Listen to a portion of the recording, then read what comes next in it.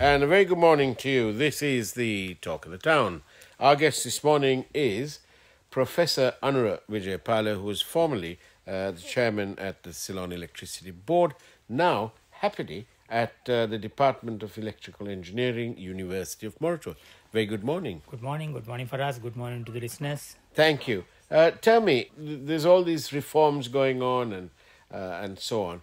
But one thing that's struck me, and in our 6 or 7 minutes, let's discuss that. And that is the hiving off of all these hydropower assets into 3 different companies.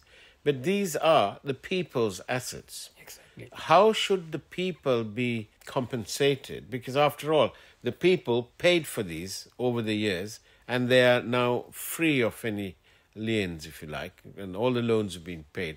So why should it be hived off to 3 different companies? And will that mean that the people will not benefit? I think dividing them into 3 companies for the EC management, I don't have a problem. Right. But as you said, all these hydropower assets are worth of more than $4 billion. Wow. And that all the loans have been paid off except I think Broadlands and a few small component. All the other loans have been paid, and so they belongs to the country and the people. And some of them are gifts to us from other countries like Victoria Power Plant by the British people. And therefore these must be made 2-3 companies, no harm. But the companies should remain assets of the government, that is properties of the government, 100% government-owned companies. Only they should be made companies to make their operations more efficient. So like sort of management companies. Yes. Now what I notice is, when you are in the CEB, now there are good hydropower experts who have been maybe 15 years there. They are trained in many countries. And you find next month they are working in the Noracholi coal power plant after forgetting all these experiences in hydropower.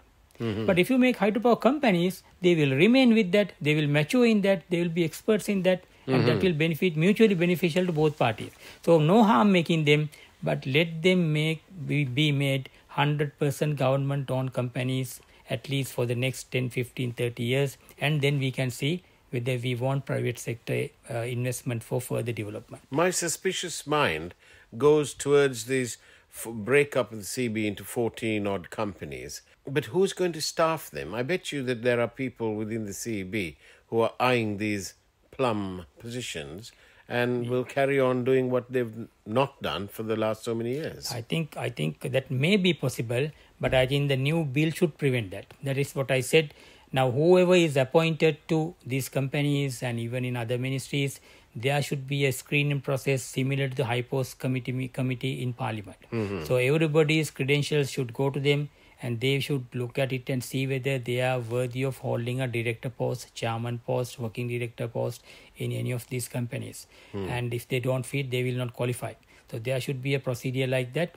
And I hope the new act will accommodate this kind of, transparent mechanisms to make sure.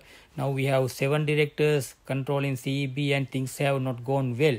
If we have 7 into 14 companies, and so many directors running the same show, we will see more corruption might creep in, and things may go from bad to worse. And we are already the 2nd highest electricity tariff in Asia.